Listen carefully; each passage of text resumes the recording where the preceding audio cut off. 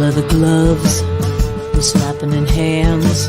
Popcorn and peanuts, we're working the stands. Pink cotton candy, love on a stick. Was chasing the beer that circle the lips. Play ball, play ball. Blow up the faces and smack it right over the wall. Play ball.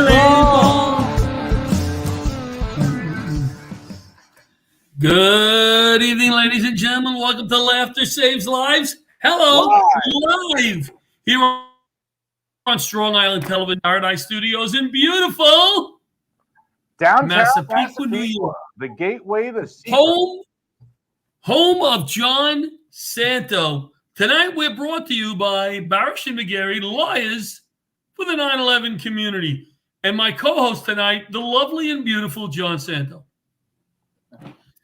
Hello, Mr. Santo.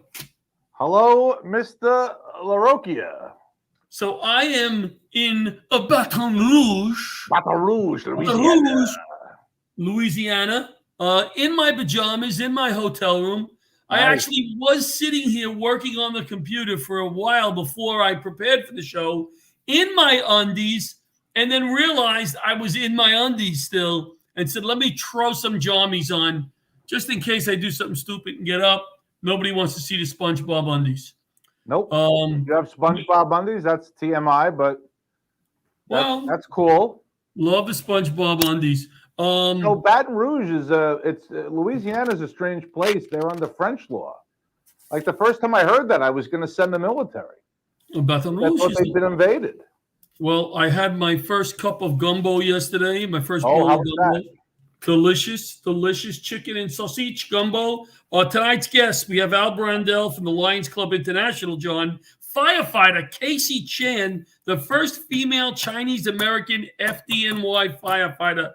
She's on the show. And from the Honeymooners podcast, Joe Conte, who's very, very funny. He'll close with some yucks. A few things I wanted to talk to you about. This, as you know, up front in our show, we talk. There's a lot of things going on in the world, John. Am I right? Yeah. There's a lot of important. Is that a Laughter Saves Lives cup? It's all right. So what do we have? 3 minutes it took him to notice? Where did you get that from? 3 minutes. 3 minutes. This is the Laughter Saves Lives. That's the only one? This is the only one they gave me. Who gave you that? One of the production people, Bobby. Bobby made a Laughter Saves Lives cup? He's unbelievable. I was literally handed this 3 minutes before we went on set, so I've only known about it for 6 minutes because it took me. What do you got? A little schnapples in there? It's a beautiful mug. I love it. It's got the logo, I see. Can you, John, stand up and walk it to the camera? Go ahead. There's actually two beautiful mugs. Apparently, it's two. Look at that. Oh, there's another one. All right, listen. There's a few things, important issues that I need to discuss. Okay, Mr. what's more important than the Laughter Saves Lives debut mug? This is the first episode with the mug, and it's a beautiful mug. I think your mug is just as beautiful, my friend. Thank you. Flight status. I haven't flown with Delta in a while. How quickly do you drop in flight status? Very quickly. I was gold with Delta. Better to have never had status than to have had status and lost it. I'd rather lose my money than my flight status. I was getting upgraded almost every flight 2 years ago. Yep. Now on my second flight to Baton Rouge, I sat way in the back next to the biggest man on the plane. I was in the aisle.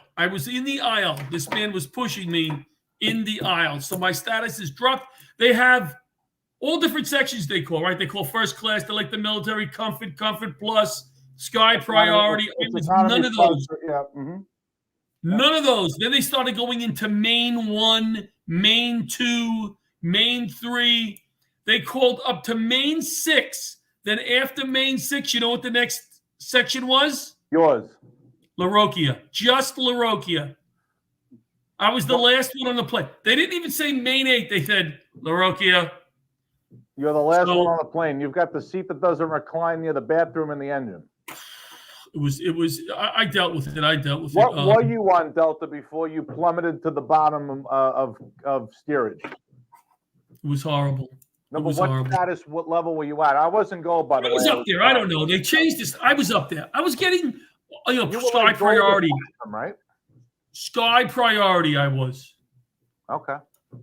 So I get upgraded a lot. Another thing now I'm staying in a Marriott. I'm a Hilton guy, as you know. Yep, I know. And everyone else does too. A lot of Hiltons have the free breakfast, the omelet guy, or the cheapo breakfast, right? Did they bring the omelet guy back? Not at Marriott. They don't have that. You got to buy your breakfast. But Mr. Cheapo here found out there is a concierge lounge on the 17th floor. And you were eligible for that? I am not. Oh, you're on the wrong floor. Yeah. If you stay on the elevator long enough, somebody will have a card to the 17th floor who's going up there. I sneak off the elevator and follow them in. Free eggs this morning and fruit and toast. You went to the lounge. Not to name drop, but I checked in at the JW Marriott, Washington, D.C., December 17th, 2003. It was the 100th anniversary of the Wright brothers. Yeah. And I had been working on a project with Apollo 11 astronaut, second man to walk on the moon, Buzz Aldrin. Buzz got me upgraded to the JW Marriott, like those nicer floors. I had a bathrobe with the JW Marriott logo embroidered onto the side. That was amazing. And my room overlooked the Lincoln Memorial. That's beautiful. In the distance with the Washington. What a room. Very nice. That's like such a different thing than even just a few floors down. Yes. And you saw a casino I stayed in recently outside of Boston. I had my own robe. Yeah. The robe is a big deal, especially for me. I'm a Tony Soprano impressionist. I like the robe. I like the robe too. I took the robe. I took a lot of things from that hotel. The robe is fantastic. Movie on the plane. What movie did you watch? Snakes on a Plane? Or the Airport 75 where the plane crashes? Here's what happened to me, Janutz.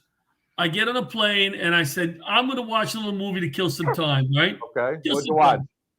You ever hear you ever hear the TV show 30 on 30? No.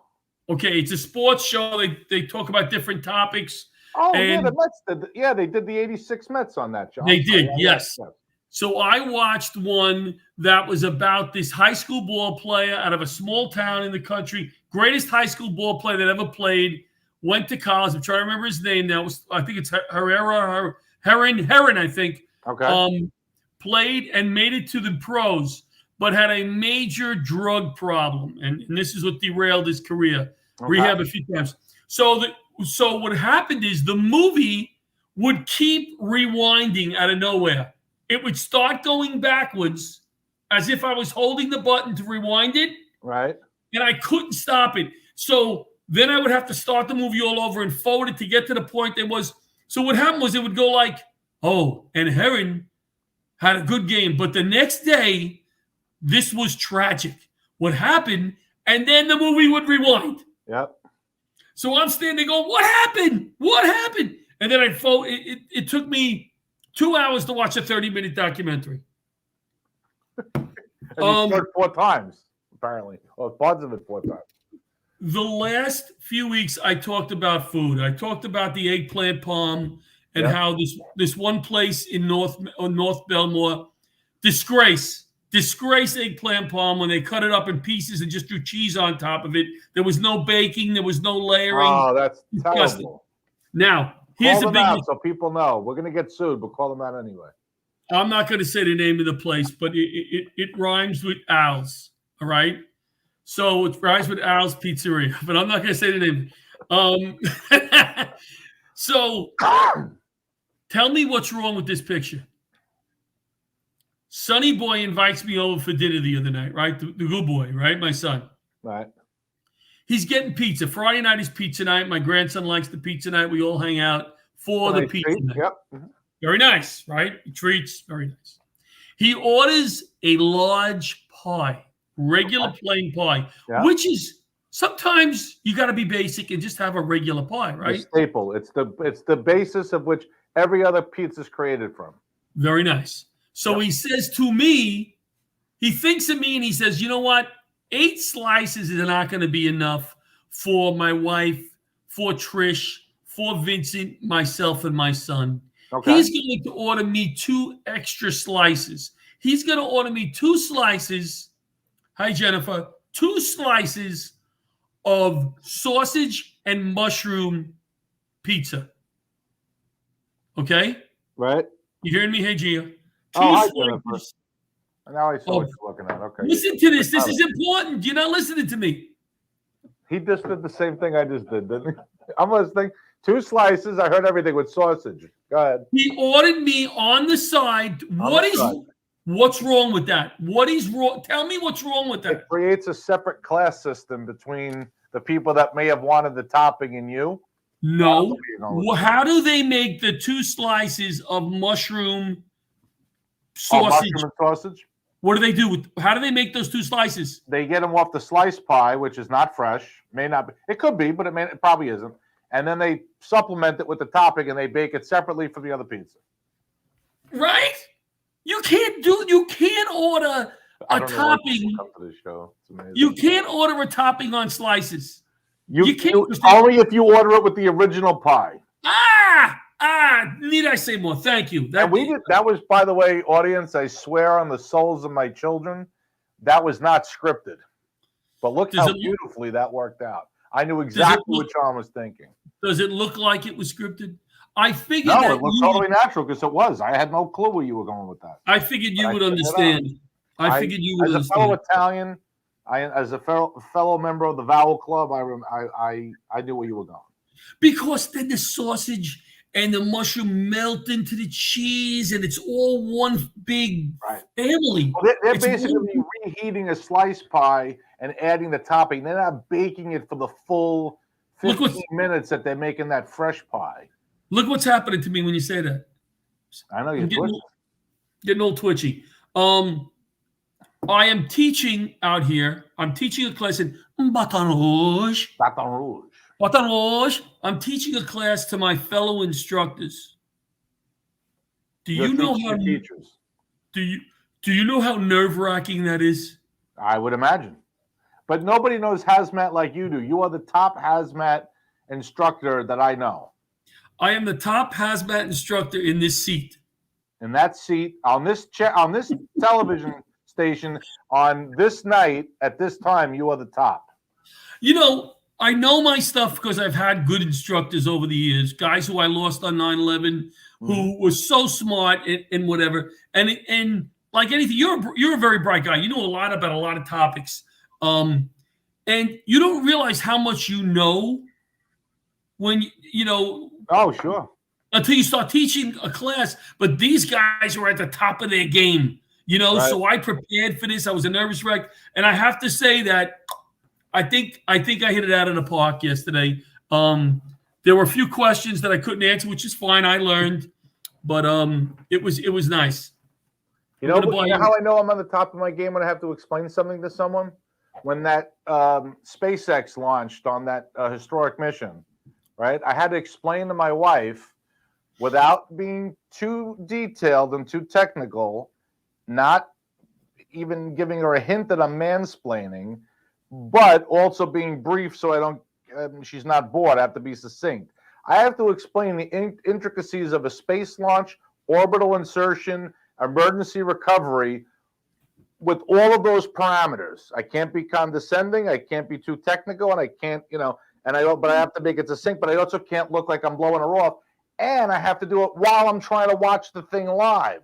So I have to try to maintain eye contact with her, watch the screen, read all the telemetry that's coming in very quickly, and accomplish all that. So yeah, you don't need to do any of that. You don't need to do any of that for me. I'm going to buy you Christmas. Annoyed if I don't explain things perfectly. I have to explain it perfectly. I am going to buy you a Christmas gift. Ooh, a Laughter Saves Lives mug? No, I don't even have a mug. I don't think I have a mug. I'm going to leave here with this. You can't stop me. You enjoy that mug. You enjoy that mug. I have 5 gifts that I have picked out for you off a website that gave good gifts, interesting, nice gifts. Maybe I'll give one of these. Maybe I'll give one to Casey. We got to get Casey a shirt too later. But here, I'm going to name these 5 gifts, and I'm going to circle the one that I think you're going to like the best. Okay. So I'm not going to. Okay, this one. All right. Here's the 5 gifts, and you pick for the one. Okay. How much time we have? Oh, we have 2 minutes. Like I think 2 minutes. Okay. It's a mini drone. We don't have 2 minutes, but go ahead. A mini drone that takes wonderful pictures. Okay. A circuit knee relief pain knee brace, because you're always freaking saying you're hurt and something's wrong. So this is a knee brace for when you hurt your knee if you didn't hurt it yet. All right. Roadside safety discs that flash. You stick them on the side of your car, so it's a safety issue. A core scale that you stand on barefoot. It tells you a lot of things about your body weight and testicle size and stuff. Things the best left. And then a peppy pet ball that on its own rolls and jumps around when you're not around for the dog to play with. Which one of those 5 gifts would you want the most? Well, after seeing the video I saw just like an hour before I came here of like a multi-car crash on a dark road, there was like 2 cars and then there was like 10 cars that all hit the other 2 cars. I would have to say those discs. What'd you circle? I can't see it. There it is.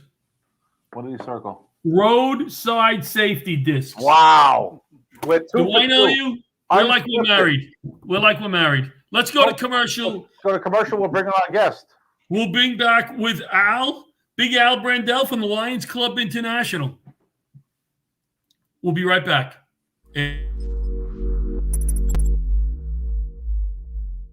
9/11 didn't end on 9/11.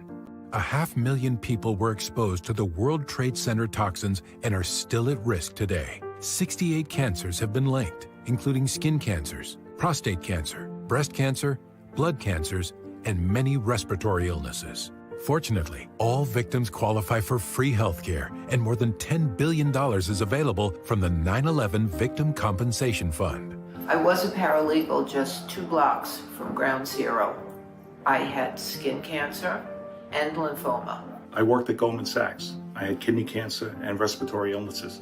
I was a downtown teacher. I had breast cancer. I qualify. I qualify. I qualify. If you were downtown anytime on or after 9/11, call Barish and McGarry, the lawyers for the 9/11 community. Call today. No law firm has recovered more money, with over $2 billion awarded to 9/11 victims. If you worked, lived, or went to school in the exposure zone on or after 9/11, call Barish and McGarry today. My father worked downtown. He died of bladder cancer. I ran from Gateway Plaza in a cloud of smoke as the towers fell. My mother and I qualify. I qualify. Barish and McGarry's advocacy for 9/11 victims isn't just professional, it's personal.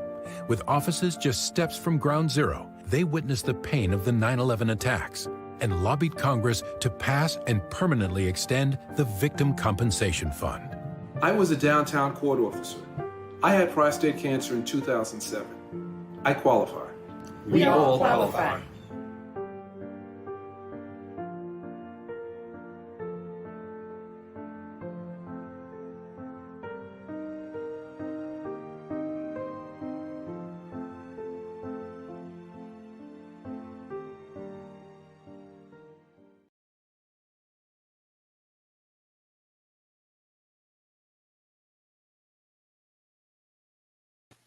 And we're back. Hello. I just put some gel in my hair for Al. Now, we had some audio problems with my mic, which we apologize for. We think it's fixed now. But Al was sitting in the studio, and he heard me perfectly. But he was also sitting right offset. So I heard you perfectly. Perfectly. Well, now it's even better. Yes. Al, Baton Rouge, Louisiana. Ever been, Al? Yes, I have. Guess what I had for dinner last night, Al? Something Cajun, I'm sure. Guess what I had for dinner last night, Al? I fell asleep after class. I was exhausted until 8 o'clock at night, watched TV. At about 9:30, I realized I didn't eat. Still didn't move. It was 10 o'clock. I ordered a Papa John's pizza.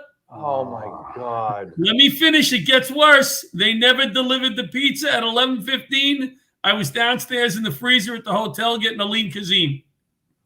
Oh my God. How do you not know it's time to eat? As soon as it gets to 5:30, I'm like planning to eat. I don't know. Big Al is here. Al, again, we had so much fun at that comedy show, did we not? We did. And I got to tell, we were just speaking. I really don't like comedy shows, but your show was phenomenal. I was laughing so hard I was crying. That's not well. We like to hear that. Who was on that show? Was that Les Stegan and Mick Thomas? And who was on that show? And Shari Paul and myself. And you? Wow, very funny. Even though he was on. That's very funny. Johnny Larocchia was on that show too. And my brothers-in-law gave you a hard time sitting off to the side of each other. Oh, that was fun. No, you know what? The boss is coming. He was fine. He was vocal. He was a little tipsy, right? Having a good time. We all had a ball. We had a great time. We had a ball. So Lions Club International. Let's talk a little bit about your passion here.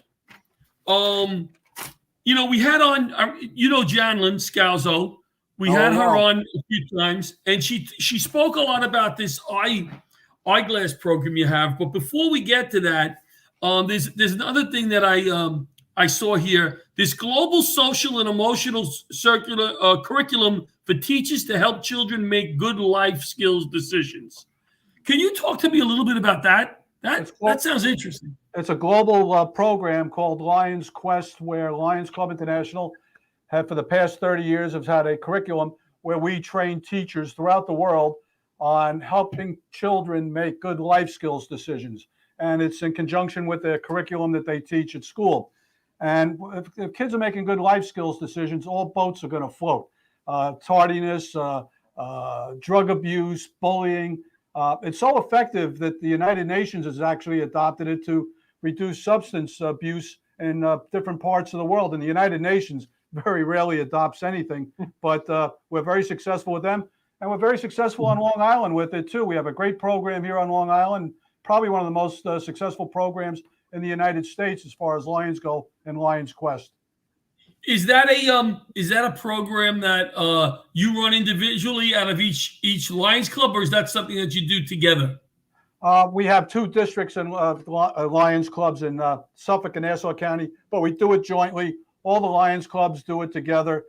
We have an organization that helps govern it, but we also have a trainer that's phenomenal, Joan Fretz. She's a professional trainer, and she knows this people in the educational community here, which really helps make it work. And we finance it. The school has to pay for it also, but we also, the Lions Clubs in Nassau County, put money towards it also to make it affordable because we have that much confidence in the program. And is the comedy show we ran that night, was that a fundraiser or was that just a night out for everybody? Well, that was both. It was a fundraiser, it was a sellout, and was highly successful fund-wise.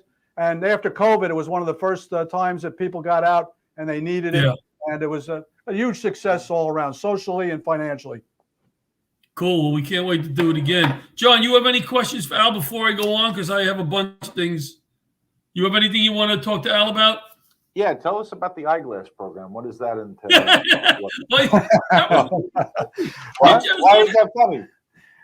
Well, it's not. We actually recycle these eyeglasses, but we actually the program is called Lions Kids Site USA, where we do screenings of children up to about age 7 in schools and different areas where we're taking a device that screens the children. We're looking for lazy eye for the children. And if you don't catch lazy eye before they reach a certain age, the children, they're going to go blind in that eye. We don't touch the children. We sit there with the camera and we get an electronic reading. And then if we get, it's not a diagnosis, it's a screening. And we find out if the kids are okay, that's great. If they're not, we do a referral for them, not a diagnosis. We give it to the social worker. We give it to whoever's in charge of the children there, and then they go off and hopefully get an eye care professional to take a look. Now, that's not only saving sight, but we're ravaging throughout the United States that we're finding 7 children, and it's just not a minor problem. They need glasses or lazy eye, but in about 7 cases, it's sometimes there's a problem, an aneurysm or a cancer in the eye that is life-threatening. And we know of cases where we've actually saved the lives of children because of the screening that they never would have been found out before. Wow. John and I both have kids, and I have grandkids now. I'm trying to remember the first time, like I don't think my grandson, he's 5, has had his eyes examined. I'm trying to think, other than by the regular, I guess the pediatrician does it in some ways, right? Optometrists are the best at that. But you know what's amazing when you get your eyes checked? Like when I have my distance lenses checked, right? They check me with all these electronic things that you look into, and they measure your eye. Then they do the test and they check your lenses. They do the 1 and 2 to see which one is better. But when it comes to reading glasses, he's like, oh, just go to CVS and put your see, as soon as you can read the letters, that's your prescription. Wait a second. So I buy these $10 glasses for my reading, but I spend hundreds on the exam for the other for distance. It's amazing. You know what's really good about this program too, because people are really good. They want to volunteer, and it's a hands-on project, and everybody loves kids. So all of our members, out the world, they're all volunteers. They want to do something, not just go to a meeting and have a dinner or a drink, but they want to go out and do something. And what's better than sitting in front of children, seeing their faces and doing something for them? Normally a school might just do an eye chart with them and find out if you're 20/20. But this really goes beyond that to some degree. And like I said, it's not a diagnosis. We don't tell them what's wrong with them. We know that there's a problem. Please go see an eye care professional. That's great. That's awesome. That's awesome. Now, there was something else in here that jumped out at me, this cornea collection. What's that all about? Well, Lions Clubs, when we started over 100 years ago, Helen Keller approached us. I wasn't at that convention, by the way. And Helen Keller asked us, we were a bunch of businessmen at that time trying to do good things. And we didn't have a real purpose. Al, were you just not available for the convention? You're a funny guy. But she asked us to become Knights of the Blind. And at that time, we took on that challenge, and we've been working with eyesight ever since, and doing cataract surgeries. But here on Long Island, with North Shore Hospital and a conglomerate of all hospitals that we established about 30 years ago, an eye bank, where people pass on that they donate their cornea, that we have people that go and collect the cornea from the hospital, and we keep it there. And when a doctor needs to help restore sight to somebody that might have a bad cornea, that we're able to provide fresh cornea for people. And we have volunteer drivers that go to the airport to deliver it, to go overseas, to go to different hospitals. And like, again, it's another project for us to have a hands-on situation. You're doing great work. Great work for kids. Eye doctor, you really need to study because you have to be a good pupil. You're doing great work for kids. If somebody wanted to join the Lions Club or find out more about these programs, how can they do that, Al? Well, we have an email that I knew you were going to ask that question, and I came prepared. If you go to an email, it's 20, the letter 20, K2, the letter 2, membership at gmail.com, 20K2 membership, gmail.com. Any questions you have about any of our programs, if you're interested in becoming a member, just go to that particular email. I'll repeat it again for you, 20K2 membership at gmail.com. Al, thanks for coming down tonight and coming to the studio. Most of our guests are zooming in, so we appreciate you having you there. Doing great work. Yes, at all. Yes, we can't wait to work with you again. I look forward to seeing you again on the show. Thank you, sir. Have a great night and be safe out there. Be safe. Thank you. Al. All right, we'll be right back after this break.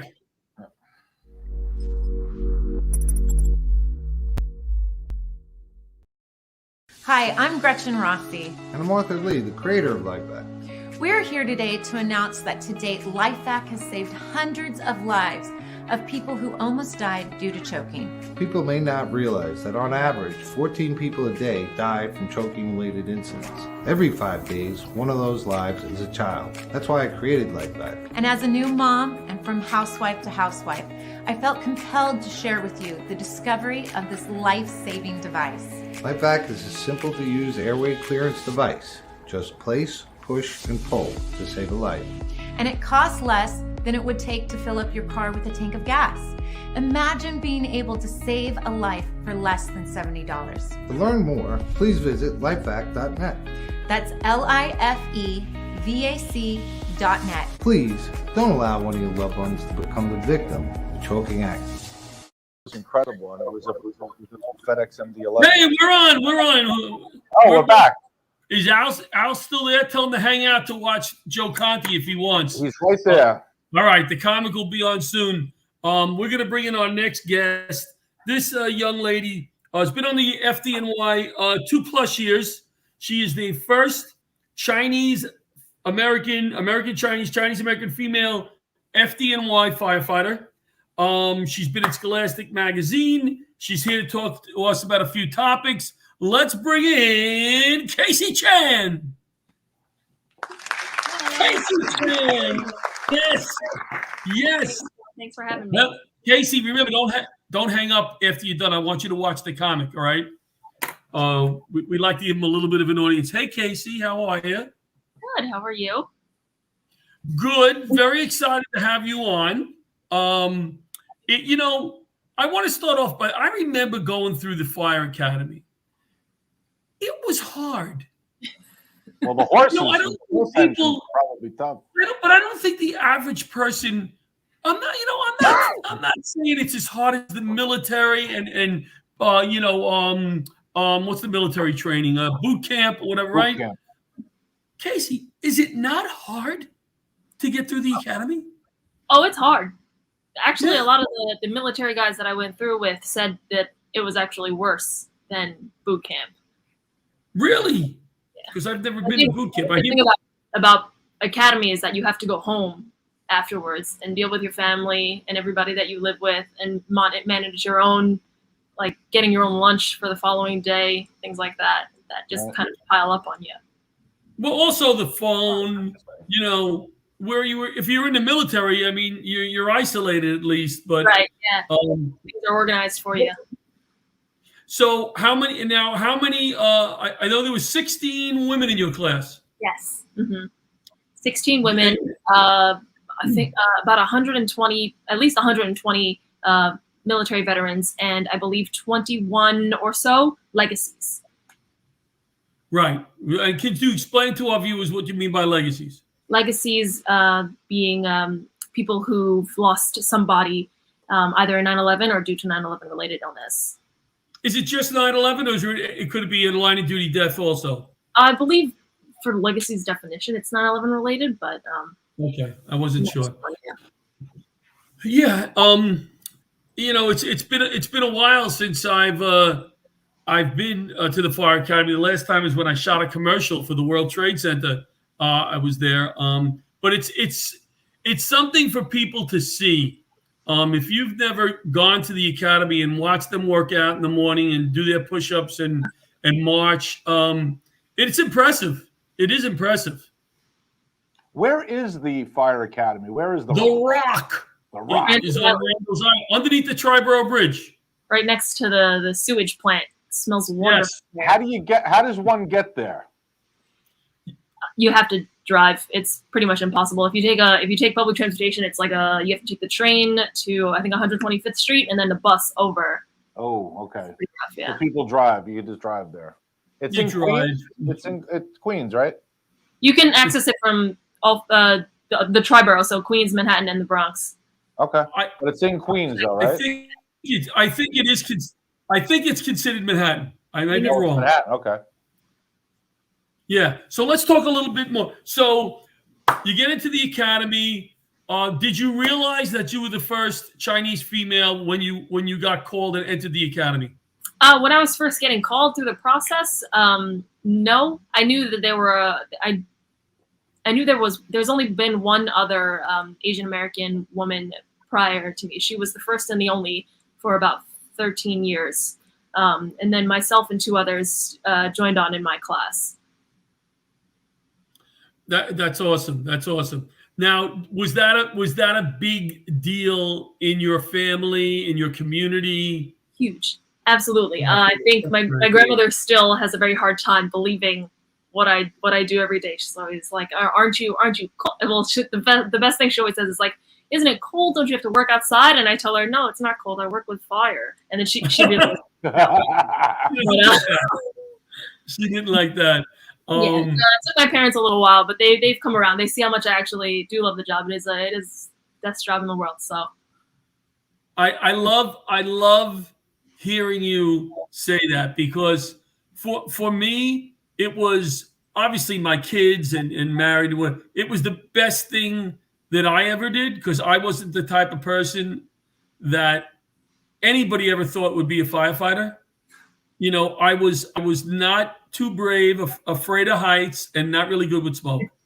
And when I got to the academy and they gave me my assignment, they put me in a 100-foot tower ladder. And they knew that I was afraid of heights. And I never backed down from getting into the tower ladder for a drill. Like, I was an idiot. I would always volunteer because I didn't want anybody to think I didn't want to do it. Like, you don't have to do it every time, idiot. You know, let somebody else do it. But I loved the job, and I met the best people in the world. Tell us a little bit about the Scholastic magazine situation. Sure. So I guess earlier this year, Scholastic had reached out to the department looking for. I'm actually not sure what they asked for, but the department reached out to me, and we did a little photo shoot and spread for children's magazine. I think they had. Look at you, photo shoot and spread. What is the difference between the photo shoot and the spread? What is the spread? So we did the photo shoot, and in the magazine there were 2 versions of it. It was one for younger kids, I believe, kindergarten age, and then one for maybe 2nd or 3rd graders. And they just showed photos, and it was really just to say, like, this is what a firefighter looks like in full gear, and it's okay to go to this person. They do these kinds of things.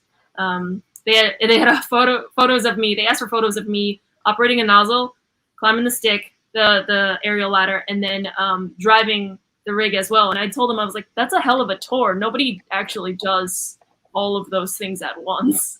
But those are the photos they wanted. So, hey, John, do you drive already? No, I do not. Oh, okay. John, this is the difference between a photo and a spread. This is a photo. Right. The spread is when it goes over more than one page. Oh, all right. So if the magazine is like this, there's a picture on each page. Okay. The magazine vertically when you open it like this. So that's your spread right there. There you go. I did not know. All right, now. You should have asked me. I was in publishing for 12 years. You see, you know everything. You know, I know nothing. I was in publishing. I know nothing. Miss Casey Chan, what is your go-to meal? Because you have to cook if you're a probie, right? At one point, they're going to tell you, hey, Casey, time to step up. Give us your best meal. She's 2 years. That's not a probie anymore. Well, she was a probie, though, recently, within the last year and a half. Okay, right, okay. Because I remember the first few tours, they didn't ask me to cook. They let me get a little, and then it was the point. Hey, Larocchia. In 35 years, they didn't want you to cook. My family doesn't want me to cook. Except that chicken sandwich you tailgate. Your tailgate chicken sandwich is incredible. Thank you, sir. All right. So what was the meal, Casey? Yes. I gotta keep it interesting in the firehouse. So I actually bring a lot of Asian food to them. I do a noodle stir fry. That's probably my go-to. It's got a whole bunch of different stuff in it, but it's chicken and beef, and then a whole basically whatever kind of vegetables you want to do, like baby corns, snow peas, mushrooms, all kinds of fun stuff in there. See, for me, the ideal firehouse. I'm so hungry right now. I'm so freaking hungry. I didn't eat again yet. For me, the ideal firehouse would be a person that knows how to cook Asian, Greek, Italian, and Mexican. And I've definitely learned all of the above, which is really great. All of those are my favorite foods. So that they should try to figure out who can cook what and kind of like arrange the firehouses that way. That would be great, because then each night could be a different theme. You could have Taco Tuesday. You could have, something on Wednesday. Casey Chan, you know we're having the big benefit May 5th at the Fire Museum, right? Put it on your calendar right now. Yes. May 5th, at the Fire Academy for Fired Up for a Cure and Friends of Firefighters. Laughter Saves Lives will be down there. Wait, is it the museum or the academy? The museum. Is it at Friends of Firefighters? It's at the, I always pronounce the word wrong, museum. My family makes fun of me. Museum. Did I say it right, Casey? Yes. Well, that's different than academy. Museum. Yeah. Full So different pronunciation. Hopefully you can make it. Hopefully you can make it, Casey. So tell us more about, I want to know a little more about what you did. Now, when I worked out for the test, and people look at me now, Casey, I got to be honest, and they go, hey, you still on a jab? And I go, look at this. Do you want this responding? You can do it. You get your steps in. He's the worst responder, not the first responder. Well, I have to say, Casey, don't laugh at him. Don't laugh at him, Casey. Casey, this is revenge because I was a volunteer firefighter. Oh, nice. And John would always be like, "Oh, that's not true." And by the way, and Santo was just a volunteer firefighter. That like is the not fire's true. any cooler, right? The fire is a lot cooler for the volunteer. No, I'm kidding. No, that is not true. But I always got that vibe, you know. No, that's not true. When I worked out for the test, I ran up and down hills with a weighted vest. You know, I did a whole bunch of stuff like that. What was your workout? I definitely had my own weighted vest. You needed to wear that around everywhere. Just getting used to being, what did I have? I think I had 60 pounds, just heavier than you normally are. Lots of running. We did trainings. There's a group, the United Women Firefighters, that I'm pretty active in, that we try to do our part to recruit more women, get them on the job, and we do training sessions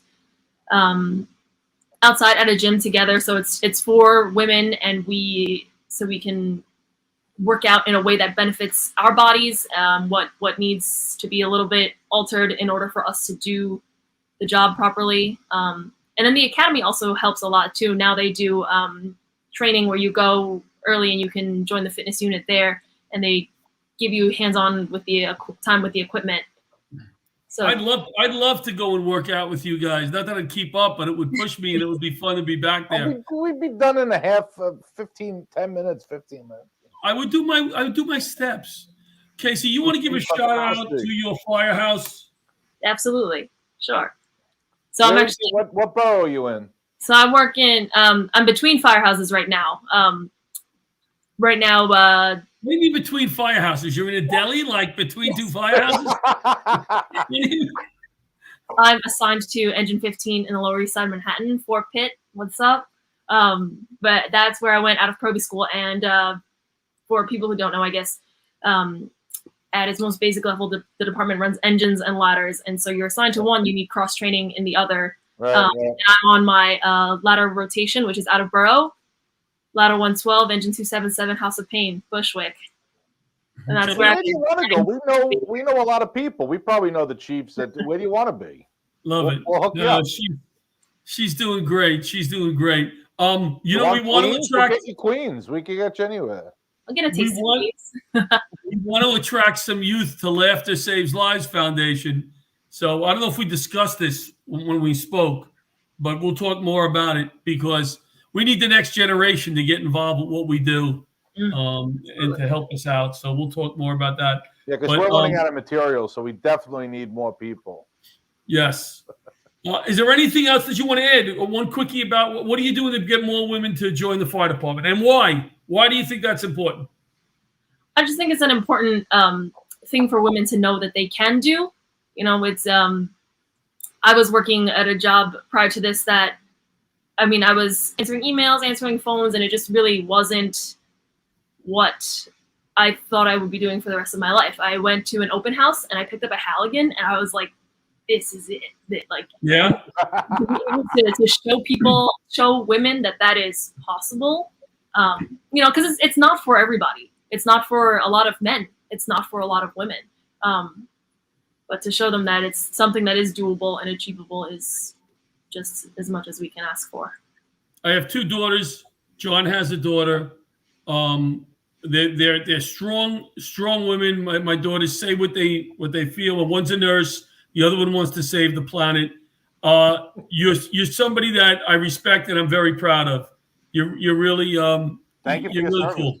Yeah, you're really doing a great job, and you speak well, and it's I'm proud of you. I'm going to cry here. I'm starting to cry.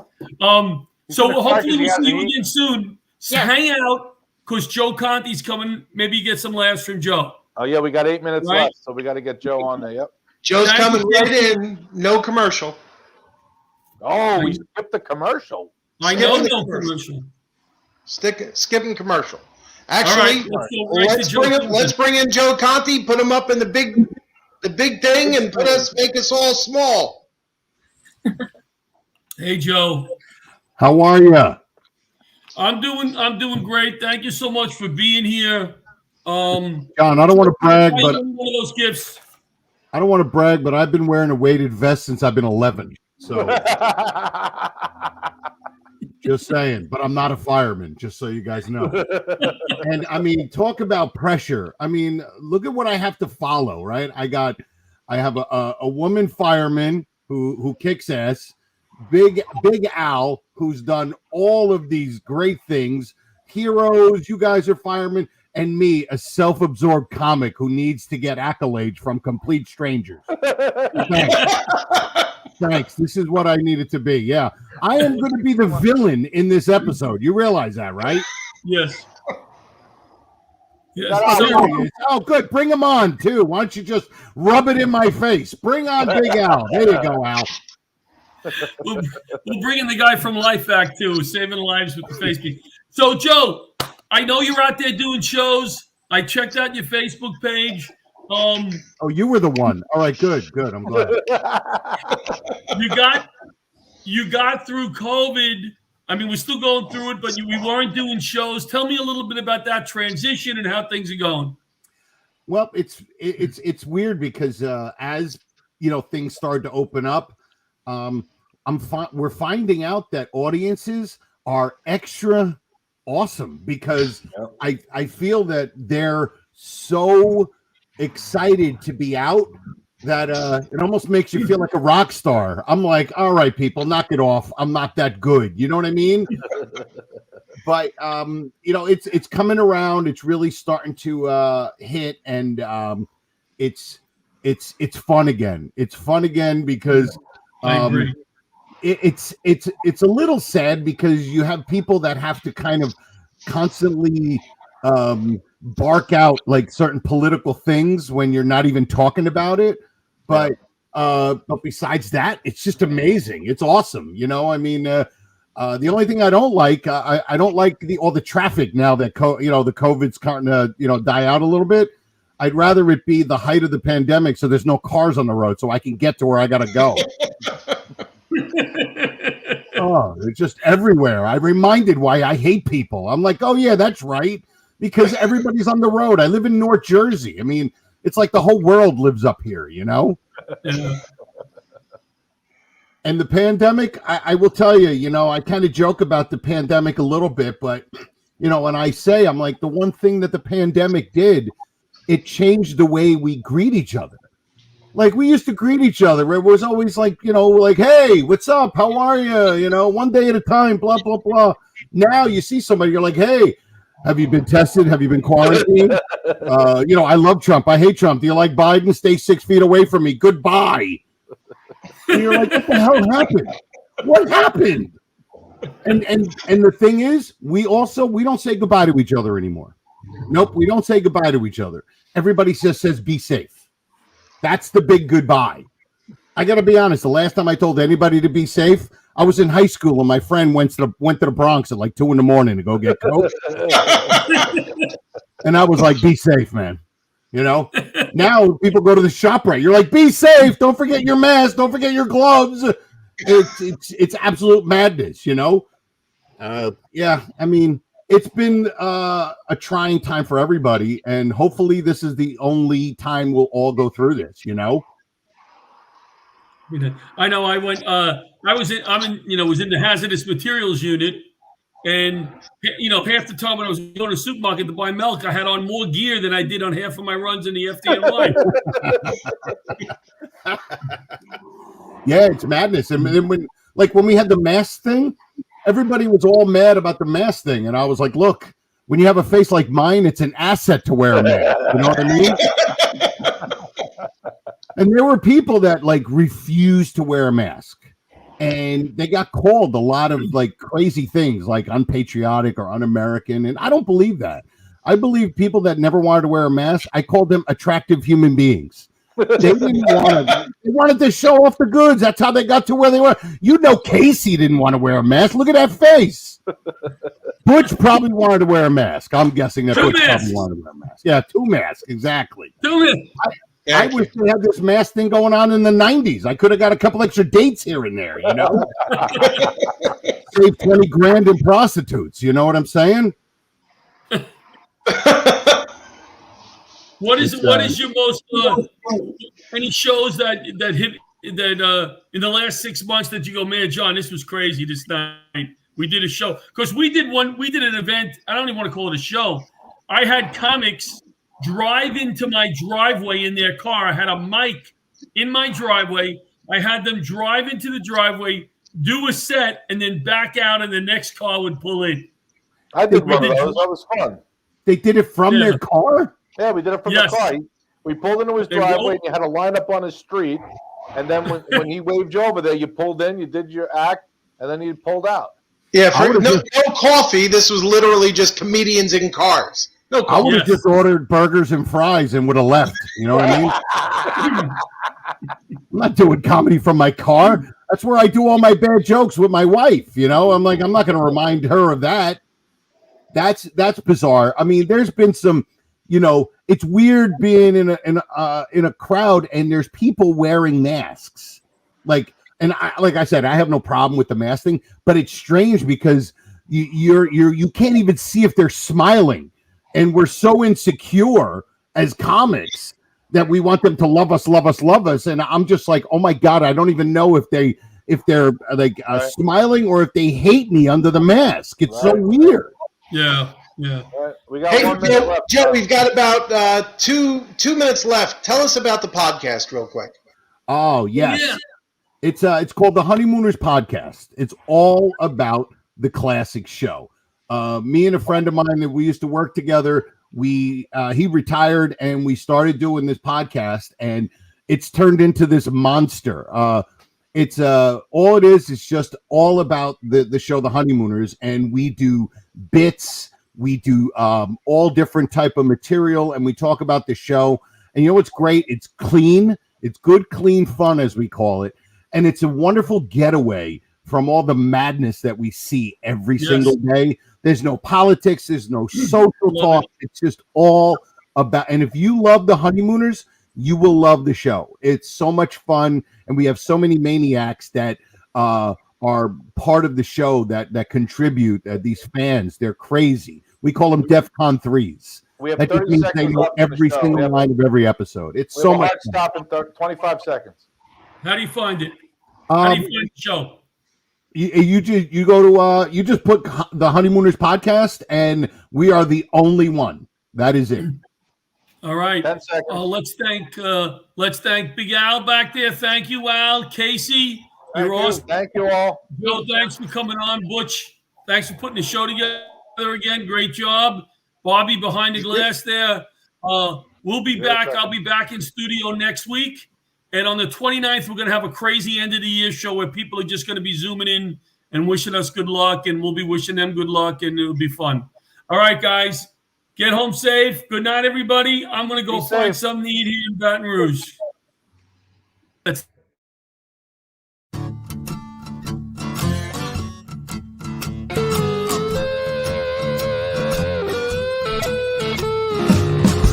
Old leather gloves, we're slapping in hands.